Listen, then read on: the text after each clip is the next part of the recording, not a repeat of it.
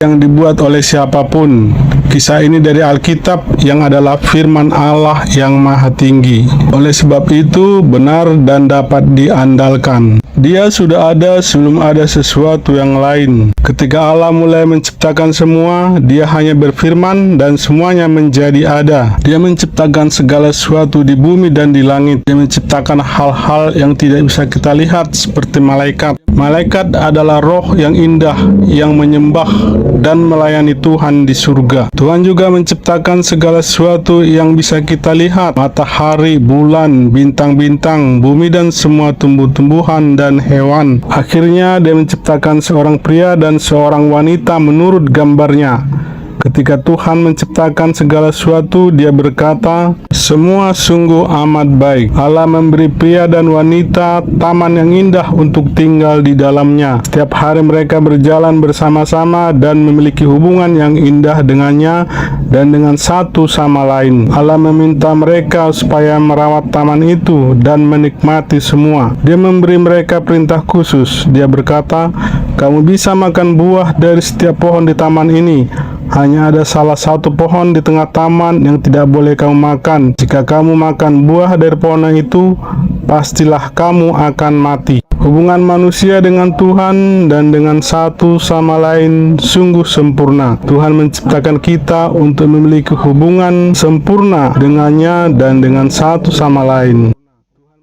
Kamu ingat malaikat yang Tuhan ciptakan saat menjadi sangat sombong. Dia ingin menjadi seperti Allah dan menginginkan para malaikat lainnya menyembah Dia, tapi hanya ada satu Tuhan yang layak disembah. Karena itu Allah mengusir malaikat yang tidak taat dari surga. Kita menyebut malaikat itu iblis. Tuhan juga mengusir dari surga semua malaikat lain yang mengikuti iblis. Mereka setan atau roh jahat. Suatu hari iblis menggoda wanita untuk makan buah dari satu pohon yang dilarang. Dia bertanya, "Apakah Allah benar-benar mengatakan kamu tidak bisa makan dari setiap pohon di taman ini?" Wanita itu berkata, "Tidak, kami boleh makan dari pohon apapun, kecuali dari satu pohon yang ada di tengah-tengah taman.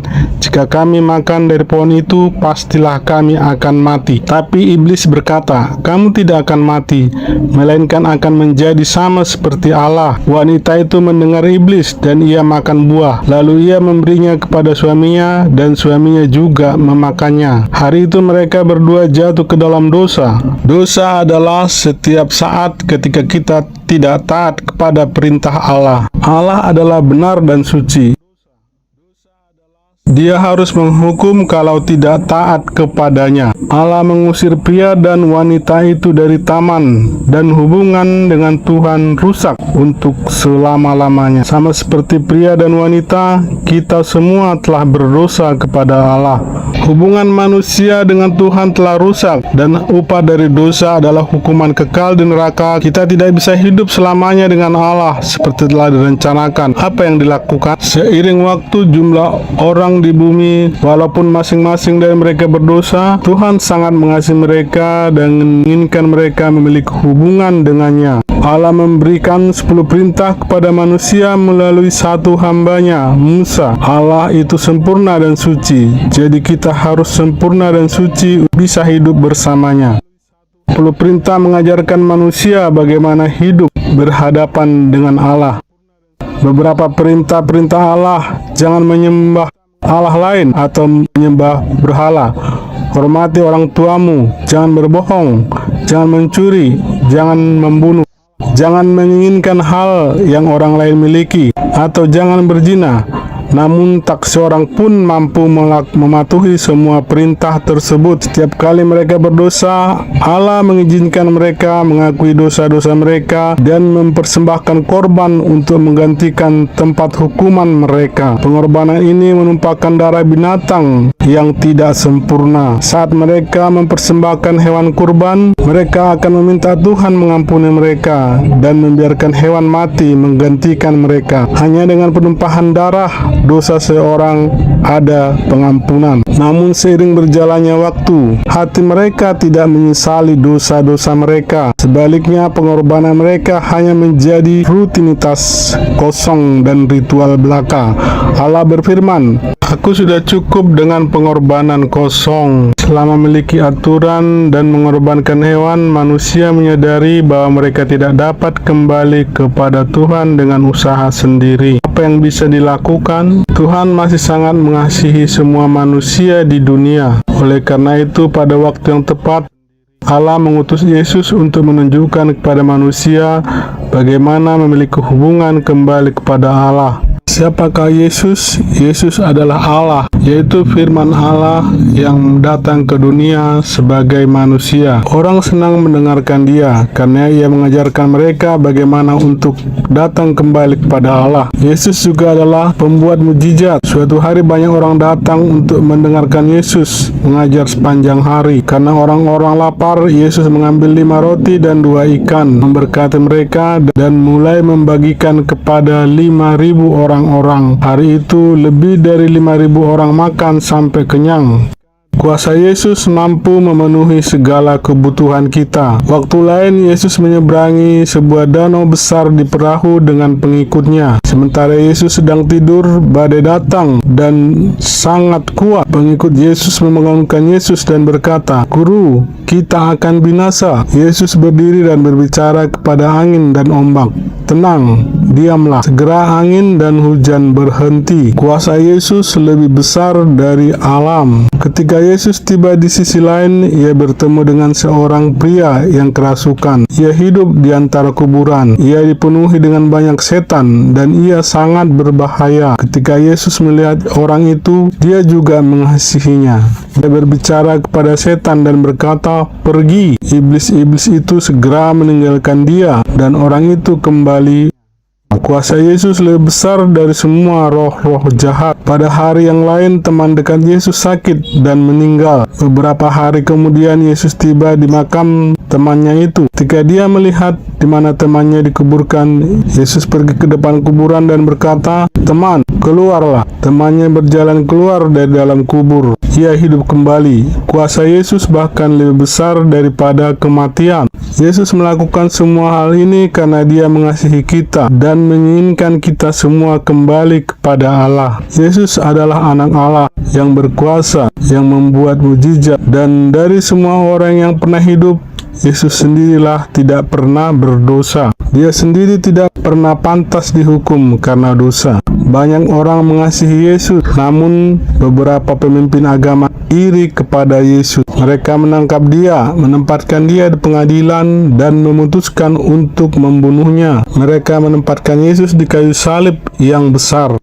Mereka memaku tangan dan kakinya di kayu salib. Waktu Dia tergantung di kayu salib, darahnya yang mahal menetes ke tanah. Dia berteriak, "Sudah selesai." Yesus menjadi korban yang sempurna dan terakhir. Allah mengasihi kita dan mengizinkan Yesus mati di salib menggantikan kita. Yesus menanggung hukuman dari segala dosa kita. Hanya melalui penumpahan darah, dosa-dosa kita dapat diampuni. Seseorang harus membayar dosa-dosa kita. Setelah Yesus mati hari itu, temannya mengambil tubuhnya dan ditempatkan dalam sebuah makam yang sangat aman. Namun, cerita tidak berakhir di sana. Pada hari ketiga setelah kematiannya, Yesus bangkit dari kematian dan menghabiskan beberapa hari menunjukkan dirinya kepada orang-orang bahwa Ia hidup kembali.